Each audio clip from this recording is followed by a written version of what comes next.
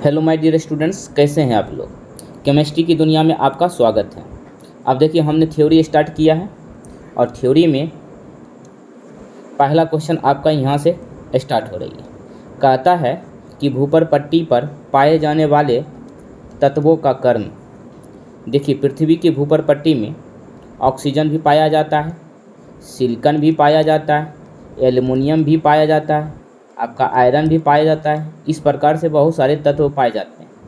तो इसमें सबसे अधिक मात्रा में ऑक्सीजन होता है, उसके बाद आपका सिलिकॉन, फिर एल्युमिनियम और फिर आयरन, फिर इस तरह से घटते हुए चला जाता है। तो आपको एग्जाम में डायरेक्ट ये सीरीज पूछता है कि पृथ्वी पे पाए जाने वाले तत्वों का घटते क्रम। तो सबसे अधिक मात्रा में क्या है? ऑक्सीजन, उससे थोड़ा कम है आपका सिलिकॉन, उससे कम है एल्युमिनियम, फिर है आपका आयरन। तो ये आपको क्रम याद रखना है। या फिर आपको मल्टीपल चॉइस क्वेश्चन में दे देगा कि सबसे अधिक मात्रा में कौन सा तत्व पाया जाता है, तो आपको आंसर देना है ऑक्सीजन। देखिए, ऑक्सीजन की मात्रा कितनी है? ऑक्सीजन की मात्रा है 46%। ठीक है। सिलिकॉन की जो मात्रा है वो 28% है। ठीक है, ऐसा है सिलिकॉन। एल्युमिनियम की जो मात्रा है स्टूडेंट्स, वो आपका है 8%। और उसके बाद आपका हो गया आयरन, और आयरन की जो मात्रा है वो है 5%। ये जो बच गया इसमें हो जाएगा अदर तत्व। ठीक है, तो आपको याद रखना, तत्व पूछे, देखिए यहाँ तत्व लिखा हुआ है, तो आपको हो जाएगा ऑक्सीजन। ठीक है, अगला देखते हैं। कहता है फिर से दूसरा क्वेश्चन कि पृथ्वी की भूपर पट्टी में पाए जाने वाले सबसे अधिक मात्रा में, सबसे अधिक मात्रा में, अब क्वेश्चन के भावनाओं को समझना है। अगर पूछ दे कि पृथ्वी की भूपर पट्टी में सबसे अधिक मात्रा में पाए जाने वाले कौन से धातु है, तो धातु की बात करेगा तो स्टूडेंट हो जाएगा एल्युमिनियम। और तत्व की बात करें या आधातु की बात करें तो हो जाएगा ऑक्सीजन। ठीक है। और दूसरे नंबर पे कौन सा तत्व है? दूसरे नंबर पे तत्व है आपका आयरन। और दूसरे नंबर पे जो धातु है वो है आपका आयरन, और दूसरे नंबर पे जो तत्व है वो हो जाएगा सिलिकॉन।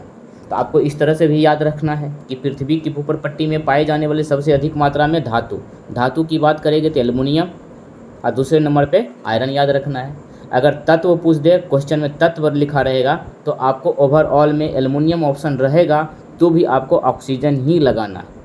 लेकिन धातु का यहाँ जिक्र कर देगा तब आपको एल्युमिनियम लगाना। ठीक है, तो हम एक एक करके आपको समझा रहे हैं, इसको समझना भी है। अब कहता है मनुष्य के शरीर में क्या? तो मनुष्य के शरीर में देखिए क्या क्या पाया जाता है। सबसे बहुत चीज़ पाया जाता है, लेकिन जो क्वेश्चन एग्जाम में पूछता है ना उसको हम बताएं। सबसे अधिक मात्रा में जल पाया जाता है। सबसे अधिक मात्रा में क्या पाया जाता है? H2O, जल पाया जाता है। ठीक है, 70 से 80%, कभी कभी 90% भी दे देता है ऑप्शन में। ठीक है, उसके बाद स्टूडेंट्स अगर मैं तत्व की बात करूं, ये यौगिक है। जल क्या है? ये यौगिक है, कंपाउंड है। अगर सिर्फ पूछ दे कि मनुष्य के शरीर में सबसे अधिक मात्रा में कौन सा तत्व है, ये हो जाएगा आपका ऑक्सीजन।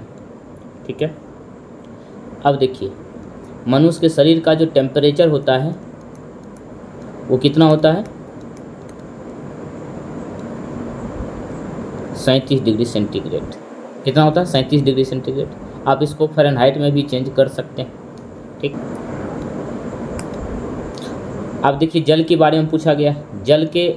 जल से संबंधित क्या क्या क्वेश्चन पूछा जा सकता है? सबसे पहले ये तो आदर्श सॉल्वेंट है। आदर्श सॉल्वेंट यानी विलायक,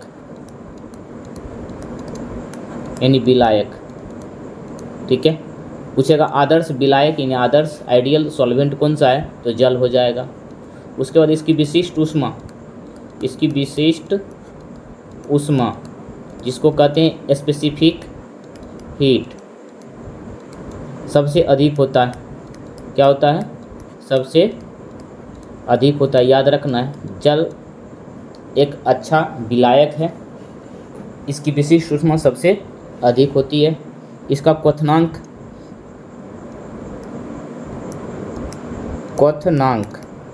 यानी बॉइलिंग पॉइंट, क्वथनांक यानी बॉइलिंग पॉइंट की बात करें स्टूडेंट्स, तो ये होता है आपका 100 डिग्री सेंटीग्रेड। यानी पृथ्वी पे, पहाड़ की बात नहीं कर रहा हूँ, पृथ्वी पे जल का क्वथनांक यानी बॉइलिंग पॉइंट कितना होता है?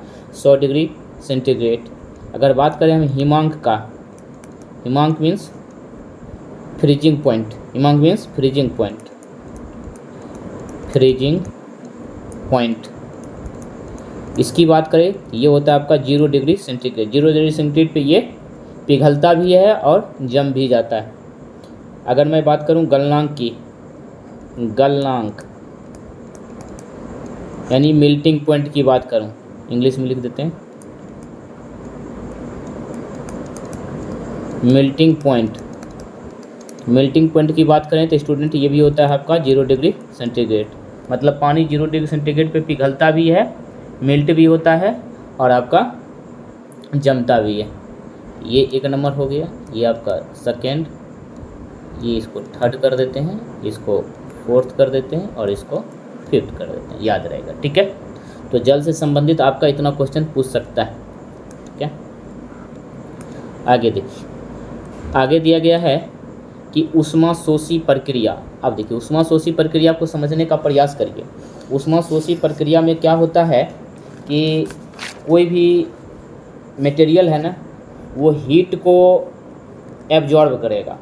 जब वो हीट को एब्जॉर्ब करेगा तो वो पिघलने लगेगा। जैसे कि ठोस है, ये ठोस है, ये कुछ हीट को एब्जॉर्ब करेगा, ये चेंज हो जाएगा किस में जानते हैं? द्रव्य में। किस में? द्रव में चेंज होगा। ये फिर कुछ हीट को एब्जॉर्ब करेगा तो ये चेंज हो जाएगा किस में? गैस में। मतलब क्या, अगर ये ठोस अवस्था में है, इसको जब हम कुछ इसको हीट देंगे तो ये क्या किस में चेंज हो जाएगा? ये चेंज हो जाएगा आपका लिक्विड में। किस में चेंज हो जाएगा? लिक्विड में। मतलब ये द्रव अवस्था में है, ये आपका ठोस अवस्था में। फिर इसको और कुछ हीट देंगे तो ये किस में चेंज हो जाएगा जानते हैं? गैस में। ये किस में चेंज हो जाएगा? गैस में चेंज हो जाएगा, इधर उधर उड़ने लगेगा। ये आपका गैस है। इसी को कहते हैं ऊष्माशोषी प्रक्रिया। ऊष्माशोषी मतलब शोषण करना, शोषण मतलब क्या? एब्जॉर्ब करना। जब इसको कुछ हीट देंगे ये द्रव में चेंज हो जाएगा, द्रव से गैस में। जैसे आप एग्जांपल ले सकते हैं आइस। आइस किस अवस्था में होता है? सॉलिड अवस्था में। जब इसको हम कुछ हीट देंगे तो किस में चेंज हो जाएगा? पानी में। पानी क्या है? लिक्विड है। जब इसको कुछ और हीट देंगे तो ये क्या हो? वाष्प बन जाएगा। क्या बन जाएगा? वाष्प, यानी गैस बन के उड़ जाएगा। ठीक है। अब है ऊष्माक्षेपी प्रक्रिया। ऊष्माक्षेपी में क्या होता है? उससे हीट निकलता है, हीट लॉस होता है। अगर ये गैस की अवस्था में, ठीक है, ये गैस अवस्था में मान लेते हैं, ये 100 डिग्री सेंटीग्रेड पे गैस अवस्था में है, इससे कुछ हीट को निकाल देंगे। जब हीट निकालेंगे तो ठंडा हो जाएगा। ये ठंडा होकर क्या बन जाएगा? द्रव्य। क्या बन जाएगा? ये द्रव्य बन जाएगा। अब इससे और कुछ हीट को निकालेंगे बाहर तो ये बन जाएगा आपका ठोस अवस्था में। तो इसको कहते हैं ऊष्माक्षेपी प्रक्रिया। मतलब गैस से द्रव, द्रव से ठोस। जब हीट को एब्जॉर्ब करेगा तो कहेंगे ऊष्माशोषी। शोषी कहने से लग रहा है शोषण करना। अच्छेपी मतलब क्या? हीट यहाँ से बाहर निकल रहा है। ठीक, तो प्रक्रिया पूछा जाता है, यानी डायरेक्ट क्वेश्चन पूछ देगा कि आइस से वाष्प बनना ये कौन सी प्रक्रिया है? तो ऊष्माशोषी प्रक्रिया। और गैस से ठोस में परिवर्तन होना कौन सी प्रक्रिया है? ये ऊष्माक्षेपी प्रक्रिया है। ठीक है, आगे देखिए, सॉरी। अब हीलियम की बात करते हैं। हीलियम के बारे में, हीलियम गैस के बारे में थोड़ा समझ जाइए अच्छा से, तो छोटा नहीं ना है। हीलियम गैस का क्या क्या काम है? सबसे पहले ये बहुत हल्का होता है, बहुत हल्का होता है, लाइट दूसरी, और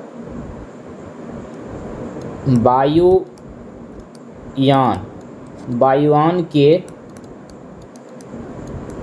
टायर में यही गैस भरी जाती है। ठीक है, इसको याद रखना है। तो हीलियम गैस पूछ देगा, डायरेक्ट क्वेश्चन एग्जाम में पूछता है वायुयान के टायर में कौन सी गैस भरी होती है? तो हीलियम।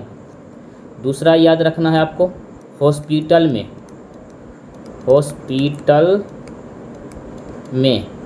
ऑक्सीजन सिलेंडर में हीलियम होता है। ऑक्सीजन प्लस हीलियम गैस होता है किस में? सिलेंडर में। याद रखना है। हॉस्पिटल में मरीज के लिए उसको ऑक्सीजन सिलेंडर दिया जाता है ना, तो उस सिलेंडर में ऑक्सीजन और हीलियम का ही मिश्रण रहता है। तो डायरेक्ट पूछेगा हॉस्पिटल में ऑक्सीजन सिलेंडर में कौन सी गैस भरी होती है, तो ऑक्सीजन तो रहता ही है ना, तो ऑक्सीजन सिलेंडर तो बोल नहीं दिया, तो उसके साथ में हीलियम रहता है। वायुयान के टायर में हीलियम गैस, हॉस्पिटल में हीलियम गैस का यूज। उसके बाद देखिए गोताखोर, मैं अगर गोताखोर की बात करूं, गोताखोर अपने साथ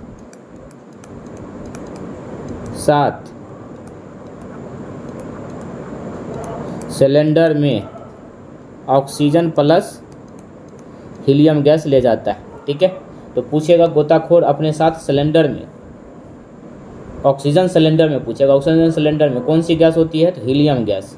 या फिर डायरेक्ट पूछेगा सिलेंडर में कौन सी गैस होती है, तो ऑक्सीजन प्लस हीलियम। ठीक है, इस बात को याद रखिएगा। अच्छा एक बात बताइए, हीलियम गैस ही क्यों, हीलियम गैस ही क्यों, ये इसका जवाब क्या है, हीलियम गैस ही क्यों? इसका जवाब ये है कि जब भी हम पानी के अंदर जाएंगे तो वहाँ पे प्रेशर बहुत ज़्यादा क्रिएट होता है, हमारे बॉडी पे बहुत अधिक प्रेशर लगता है ना, एक पानी का प्रेशर, एक वायुमंडलीय प्रेशर। तो अधिक प्रेशर के कारण ये हीलियम गैस जो है ना ब्लड के साथ किसी भी प्रकार का रिएक्शन नहीं करता है। और जब किसी भी प्रकार का रिएक्शन नहीं करेगा तो चाहे हाई प्रेशर हो या लो प्रेशर हो, हमारे शरीर में किसी प्रकार का क्षति नहीं होगा, हमें किसी प्रकार का दर्द अनुभव नहीं होगा। लेकिन इसी जगह अगर हम नाइट्रोजन गैस का यूज कर ले तो नाइट्रोजन गैस क्या करता है, हाई प्रेशर पे ये ब्लड में घुलने मिलने लगता है, ब्लड के साथ ये रिएक्शन कर लेता है और ब्लड में ये पूरी तरह से घुल जाता है नाइट्रोजन हाई प्रेशर पे। और जब हम पानी से बाहर निकलेंगे तो पानी से बाहर निकलने के बाद ये ब्लड से बाहर निकलने लगता है नाइट्रोजन, मतलब ब्लड को ये छोड़ने लगता है क्योंकि प्रेशर कम हो गया पानी के बाहर। तो बहुत तेज़ी से जब ब्लड से बाहर निकलता है ना तो हमारे शरीर में बहुत दर्द अनुभव होता है, पेन होने लगता है, इतना दर्द होता है कि मृत्यु भी हो सकता है। तो इसीलिए स्टूडेंट्स गोताखोर जो है अपने साथ सिलेंडर में नाइट्रोजन गैस नहीं ले जाता है, क्या ले जाता है, ऑक्सीजन के साथ में आपका हीलियम गैस लेके जाता है। ठीक है, इस बात को आप ध्यान रखिएगा। चलिए आगे देखते हैं, सॉरी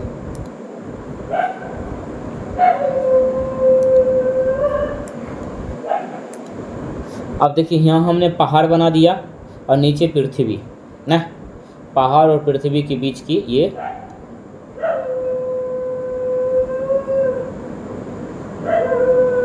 दूरी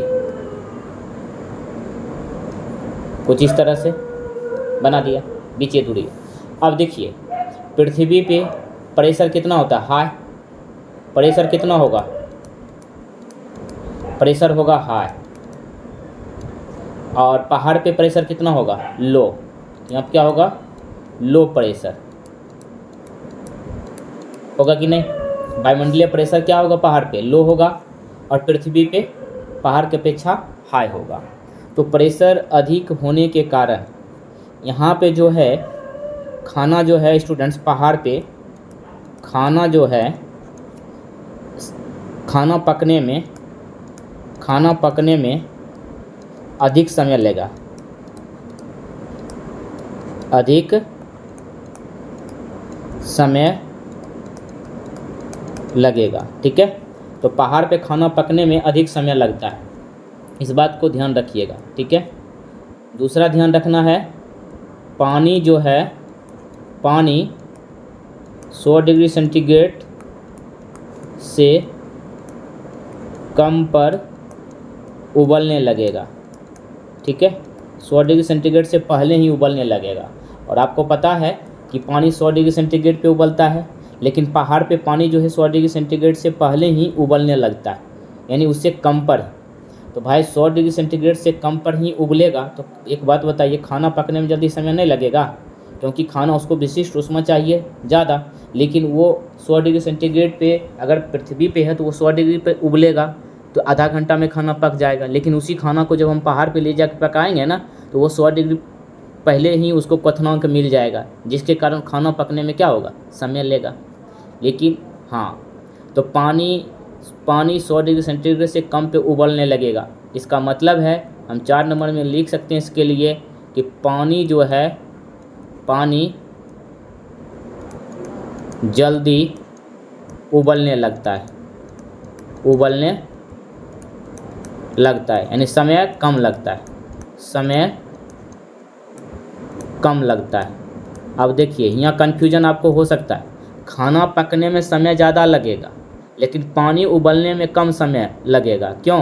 क्योंकि उसको 100 डिग्री सेंटीग्रेड तो पहले ही 100 डिग्री सेंटीग्रेड पहले ही उबलने लगेगा ना। अगर पृथ्वी पे 100 डिग्री सेंटीग्रेड उबलने के लिए अगर मान लेते हैं 20 मिनट लग रहा है, तो पहाड़ पे उस पानी को उबलने में ना 20 मिनट से पहले ही लगेगा। क्यों? क्योंकि वो 100 डिग्री सेंटीग्रेड से पहले ही उबलने लगता है। तो इसीलिए पानी उबलने के लिए उसको 100 डिग्री सेंटीग्रेड से कम ही पर उबलने लगेगा और समय भी कम लगेगा। लेकिन खाना पकने की बात करेगा तो समय ज़्यादा लगेगा। ठीक है, यही पृथ्वी पे उल्टा हो जाएगा, पृथ्वी पे उल्टा हो जाएगा। क्या उल्टा हो जाएगा? पानी जो है 100 डिग्री सेंटीग्रेड पर उबलता है। ठीक है, 3 नंबर लिख सकते हैं, खाना पकने में अधिक समय लगता है। कहाँ? पृथ्वी पे। किसके रिस्पेक्ट? पहाड़ के। सॉरी, कम समय लगता है, कम समय लगता है। ठीक है, इस बात को ध्यान रखना। तो क्वेश्चन डायरेक्ट पूछता है पहाड़ पे पानी कितना डिग्री सेंटीग्रेड पे उबलता है, तो 100 डिग्री सेंटीग्रेड से कम पे। पानी उबलने में समय ज़्यादा लगता है, कम समय लगता है, पहले ही उबलने लगेगा। और तीसरा क्वेश्चन जो पूछता है, जो सबसे ज़्यादा इंपॉर्टेंट, कि पहाड़ पे खाना पकने में ज़्यादा समय लगता है या कम लगता है, तो ज़्यादा समय लगता है पृथ्वी के रिस्पेक्ट। ठीक है, आगे चलते हैं। अब देखिए यहाँ प्रेशर कुकर की बात कर रहा है। ये प्रेशर कुकर में क्या होता है? प्रेशर हाई होता है, प्रेशर यानी दाब जो है हाई होता है, यानी अधिक। दाब क्या होता है? अधिक होता है। ठीक है, अगर दाब जब अधिक रहेगा स्टूडेंट्स, एक बात बताइए आप, इसका क्वथनांक क्या हो जाएगा? बढ़ जाएगा। दाब अधिक होने के कारण, दाब अधिक होने के कारण क्वथनांक मतलब बॉइलिंग पॉइंट, क्वथनांक बढ़ जाता है। क्वथनांक क्या होता है? बढ़ जाता है। इससे एक चीज़ पता चला कि दाब बढ़ाने पर क्वथनांक क्या होता है? बढ़ता है। और खाना जो है प्रेशर कुकर में, खाना जल्दी पक जाता है। ठीक है, ये चीज़ ध्यान रखिएगा। 1 नंबर हो गया ये 2 नंबर, ये 3 नंबर। तो प्रेशर कुकर के अंदर क्या होता है? खाना जल्दी पक जाता है। क्यों? क्योंकि उसके अंदर दाब बढ़ जाता है, और दाब बढ़ने से क्वथनांक भी क्या होगा? बढ़ जाता है, इसीलिए खाना जल्दी पक जाता है। ठीक है, चलिए अब देखिए कैल्शियम कार्बोनेट के बारे में थोड़ा समझ जाइए। कैल्शियम कार्बोनेट से क्या क्या पूछता है? अंडे का बाहरी आवरण किसका बना होता है? कैल्शियम कार्बोनेट आवरण कैल्शियम कार्बोनेट का बना होता है। उसके बाद स्टूडेंट्स मोती किसका बना होता है? कैल्शियम कार्बोनेट का। ये चीज़ भी ध्यान रखिएगा। कैल्शियम कार्बोनेट से 2 चीज़ याद रखना है कि मोती कैल्शियम कार्बोनेट का बना होता है, अंडे जो है ना का बाहरी आवरण कैल्शियम कार्बोनेट का ही बना होता है। अच्छा, एक चीज़ बताइए, यहाँ पे हम अंडा तो आप लोग देखे ही होंगे ना, अंडा का 3 भाग होता है। एक होता है बाहरी भाग, ठीक है। बाहरी भाग क्या होता है? कैल्शियम कार्बोनेट का, ठीक है। दूसरा हम लिख सकते हैं अंदर का भाग।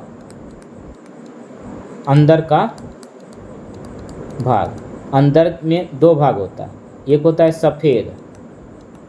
सफ़ेद को कहते हैं प्रोटीन। क्या कहते हैं? प्रोटीन।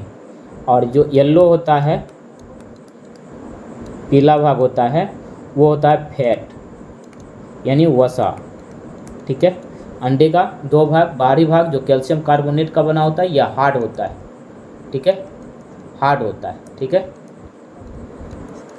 और अंदर का जो भाग होता है स्टूडेंट्स, वो 2 भाग होता है, एक सफ़ेद एक येलो। सफ़ेद को प्रोटीन और येलो जो होता है वो फैट होता है वसा। ठीक है, ये चीज़ ध्यान रखिएगा आप।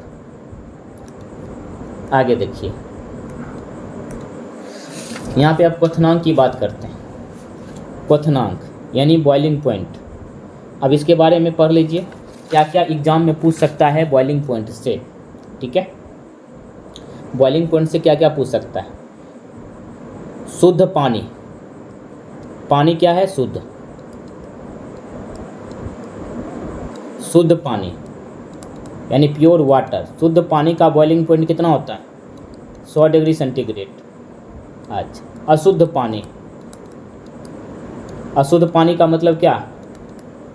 इम्प्योर वाटर का जो बॉइलिंग पॉइंट होता है 100 डिग्री सेंटीग्रेड से अधिक होता है।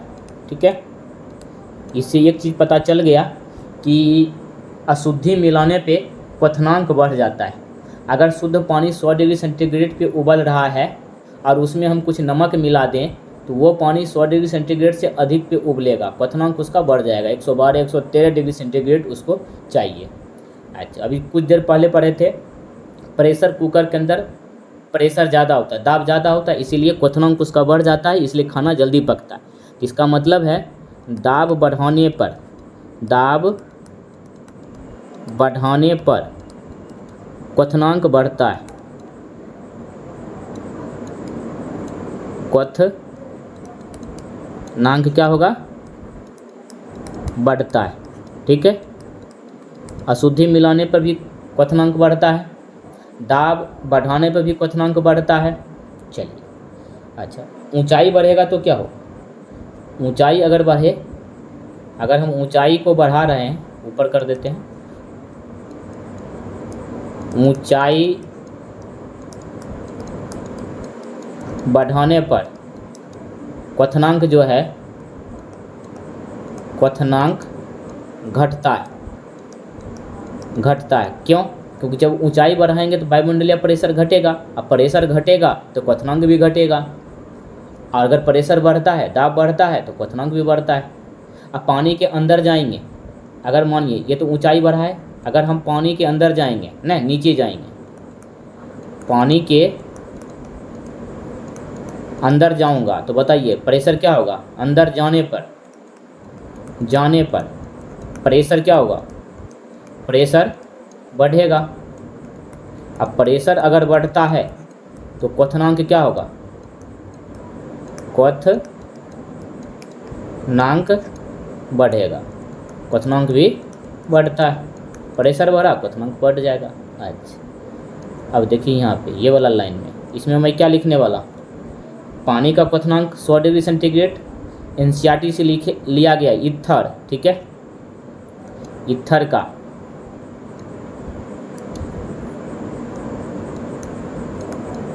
एनसीईआरटी का है। ठीक है, पूछ सकता है। ईथर का क्वथनांक होता है 34 डिग्री सेंटीग्रेड। ठीक है, ईथर का क्वथनांक कितना होता है? 34 डिग्री सेंटीग्रेड होता है। अशुद्ध पानी का 100 डिग्री सेंटीग्रेड से अधिक होता है, शुद्ध पानी का 100 डिग्री सेंटीग्रेड होता है। दाब बढ़ाने पे क्वथनांक बढ़ता है, दाब घटाने पे घटेगा, ऊपर जाने पे क्वथनांक घटता है, पानी के अंदर जाने पे दाब बढ़ेगा, इसलिए क्वथनांक भी बढ़ेगा। अशुद्ध पानी का क्वथनांक 100 डिग्री सेंटीग्रेड से अधिक होता है, यानी अशुद्धि मिलाने पे क्वथनांक बढ़ता है, अशुद्धि मिलाने पे क्वथनांक बढ़ता है। चलिए अब हिमांक की बात करते हैं। हिमांक मतलब क्या? हिमांक का मतलब इसको इंग्लिश में कह सकते हैं फ्रीजिंग पॉइंट। फ्रिज में कोई भी चीज़ क्या होता है? जमने लगता है, तो ऐसे भी आप इसको याद रख सकते हैं। देख बाबू, प्योर पानी का यानी शुद्ध पानी का, शुद्ध पानी का फ्रीजिंग पॉइंट होता है 0 डिग्री सेंटीग्रेड। ठीक है, अच्छा, अगर हम दाब को बढ़ा देते हैं, दाब बढ़ाने पर, दाब बढ़ाने पर हिमांक जो है घटेगा या बढ़ेगा, ये बताइए। हिमांक जो है बढ़ता है। ठीक है, दाब बढ़ाने पे फ्रीजिंग पॉइंट भी क्या होता है? बढ़ता है। अगर वो 0 डिग्री सेंटीग्रेड पे फ्रीज हो जा रहा है और उसमें हम दाब बढ़ा देंगे तो इसका फ्रीजिंग पॉइंट क्या हो जाएगा? बढ़ जाएगा। ठीक है, ज़्यादा हो जाएगा। अच्छा, अशुद्धि मिलाने पर, अगर हम अशुद्धि मिला दें, अशुद्धि मिलाने पर, अशुद्धि मिलाने पर फ्रीजिंग पॉइंट FP लिख दिए। फ्रीजिंग पॉइंट घटता है। फ्रीजिंग पॉइंट क्या होता है? घटता है। शुद्ध पानी का 0 डिग्री सेंटीग्रेड होता है और उसी में हम नमक मिला देंगे तो इसका फ्रीजिंग पॉइंट जो है स्टूडेंट्स घट जाएगा। ठीक है, 0 डिग्री सेंटीग्रेड से भी कम हो जाता है। इस बात को आप ध्यान रखिएगा, बहुत ही इंपॉर्टेंट चीज़ मैंने बता दिया आपको। अच्छा, इस बीच में एक चीज़ और हम बता देते हैं। कोल्ड ड्रिंक के बारे में जानते हैं? कोल्ड ड्रिंक जैसे स्प्राइट हो गया, कोको कोला, थम्स अप, ये सब पीते हैं ना, उसका जब ढक्कन खोलिएगा ना तो आवाज़ निकलता है, हल्का सा फुस फुस सा आवाज़ देता है। तो हम लोग सोचते हैं कि वो कौन सी गैस इसके अंदर भरा था। तो भाई इसके अंदर सच में आपको पता है गैस ही है। ये गैस कौन सा होता है? Carbon dioxide. जितना भी धरती पे कोल्ड ड्रिंक है, चाहे पेप्सी है, माजा है, स्प्राइट है, थम्स अप है, जितना भी कंपनी का, उसका जब ढक्कन खोलिएगा ना तो उसके अंदर से एक गैस बाहर निकलती है। गौर कीजिएगा आप लोग, वो कौन सी गैस होती है? वो गैस होती है कार्बन डाइऑक्साइड। ठीक है। अच्छा, कहोगे कि ये दूसरा गैस क्यों नहीं भरा जाता है? दूसरा गैस उसके अंदर भरेंगे तो हो सकता है रिएक्शन करके कुछ विषैला चीज़ बना ले, लेकिन कोल्ड ड्रिंक के अंदर जब हम कार्बन डाइऑक्साइड भरते हैं ना तो ये जल से अभिक्रिया करके कार्बोनिक अम्ल बनाती है। यह जल से अभिक्रिया करके कार्बोनिक अम्ल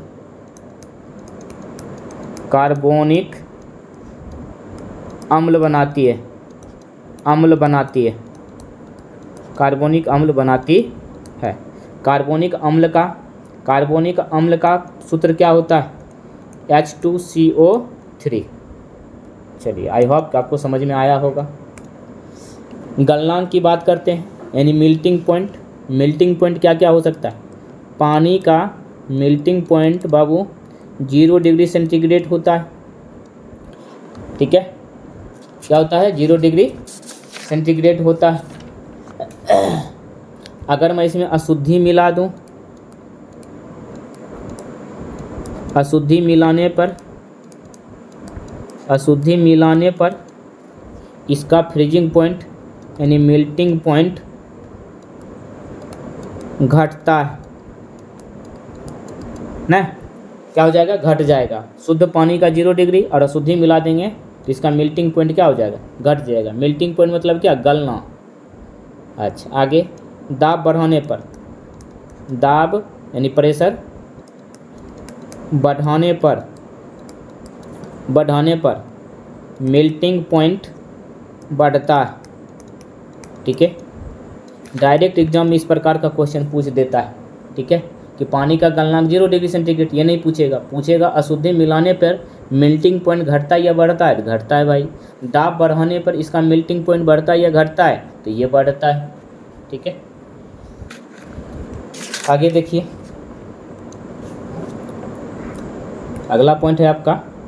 अच्छा, चिप्स खाए हैं? चिप्स यानी कुरकुरे, टेरे मेरे, ये सब जो है ना, वो सब चिप्स ही है ना। चिप्स के अंदर एक गैस होती है। चिप्स के अंदर कौन सी गैस होती है पता है? नाइट्रोजन गैस भरी होती है। जैसे कोल्ड ड्रिंक के अंदर क्या है? Carbon dioxide. उसी प्रकार से चिप्स के अंदर जो है नाइट्रोजन गैस रहता है। ठीक है, इस बात को आप ध्यान रखिएगा, डायरेक्ट एग्जाम में पूछा जाने वाला क्वेश्चन। वायुयान के टाइम में हीलियम गैस भरी होती है, नाइट्रोजन भरा नहीं रहता है। लेकिन एक चीज़ ध्यान रखिएगा, वायुयान के टायर में कौन सी गैस भरी होती है? ठीक है, हम यहाँ से इस तरह से देखिए देते हैं ऑप्शन। ऑप्शन ए में है आपका हीलियम, ऑप्शन बी में जो है आपका नाइट्रोजन, ऑप्शन सी में आपका है ऑक्सीजन O2, यहाँ नाइट्रोजन है, और ऑप्शन डी में आपका हाइड्रोजन। तो यहाँ पे ऑप्शन हम मारेंगे ए, हीलियम। अच्छा, दूसरा ऑप्शन कुछ इस प्रकार से देते हैं। यहाँ आपका है नाइट्रोजन, बी ऑप्शन है आपका ऑक्सीजन, सी ऑप्शन है आपका हाइड्रोजन, डी ऑक्सीजन है आपका आर्गन। तो अब देखिए इसमें कहीं हीलियम है, तो देखिए कहीं कहीं आप नाइट्रोजन भी ले सकते हैं, लेकिन पहला वाला ऑप्शन हीलियम और नाइट्रोजन दोनों था, तो हम इसमें हीलियम ही लेके चलेंगे। ठीक है, हीलियम ही भरी जाती है क्योंकि ये बहुत हल्की गैस होती है। लेकिन अगर ऑप्शन में हीलियम नहीं है और नाइट्रोजन है, तो आप आंख बंद करके नाइट्रोजन मार दीजिए, आपका सही हो जाएगा। अच्छा एक बात बताओ, अगर ऑप्शन ए है, यहाँ हीलियम है, ऑप्शन में फिर यहाँ हाइड्रोजन है, सी में आपका ऑक्सीजन है और डी में है नन ऑफ दीज, तो भाई इसमें देखिए हीलियम और नाइट्रोजन दोनों है, फिर भी हमने हीलियम मारा। इसमें तो नाइट्रोजन कहीं है भी नहीं, रहता तो भी कोई फ़र्क नहीं पड़ेगा, हम हीलियम ही मारेंगे। ठीक है, अगर यही बीपीएससी का क्वेश्चन रहता है ना, बीपीएससी का एग्जाम, तो इसमें ए और बी दोनों लेके चलते। ठीक है, तो आपका आंसर हो जाएगा ए, इसमें भी नाइट्रोजन और इसमें हीलियम। तो कन्फ्यूजन था, कन्फ्यूजन वाला चीज़ मैंने आपको बताने का प्रयास किया। चलिए बाय। ऐसा तो नहीं है कि आप लोग दवाई मेडिसिन का यूज नहीं किए होंगे, कैप्सूल खाए हैं। कैप्सूल का जो बाहरी आवरण होता है, बाहरी आवरण ना, प्लास्टिक जैसा लगता है देखने में, बाहरी आवरण जो है ना स्टूडेंट्स, वो किसका बना होता है? ये बना होता है स्टार्च। किसका? स्टार्च, या फिर इसको कहते हैं जिलेटिन। जिलेटिन, या फिर आप इसको कह सकते हैं प्रोटीन। ठीक है, कोई एक ही ऑप्शन दिया रहेगा। तो कैप्सूल का जो बाहरी आवरण जैसे प्लास्टिक जैसे दिखता है, वो किसका बना होता है? स्टार्च या जिलेटिन, या फिर इसको प्रोटीन बोल सकते हैं। ठीक है, मोती का आवरण बता ही दिए। एक लीजिएगा भारी जल। भारी जल का फार्मूला होता है D2O, और इसका मोलिकुलर मास जो है, आणविक द्रव्यमान होता है 20। ठीक है, भारी जल है। एक होता है शुद्ध जल हो गया H2O, और इसका जो है pH मान जो होगा, pH मान होता है 7, और इसका जो द्रव्यमान होगा वो होगा 18। द्रव्यमान 18 और pH 7 होता है। लेकिन भारी जल की बात करेंगे तो हो जाएगा 20। भारी जल का यूज देखते हैं परमाणु रिएक्टर यानी नाभिक रिएक्टर में भी मंदक के रूप में किया जाता है, तो वहाँ पे पढ़ेंगे। ठीक है, अभी नहीं। तो स्टूडेंट्स, कुल मिला के हम लोगों ने इम्पॉर्टेंट टॉपिक पर विचार किया। आप लोग इसको अच्छे से पढ़ लीजिएगा। चलिए इसका हम PDF बना लेते हैं, फिर आप लोग को भेज भी देंगे ना। इसका PDF, चलिए PDF बन गया, आप लोग को मिल जाएगा। ठीक है।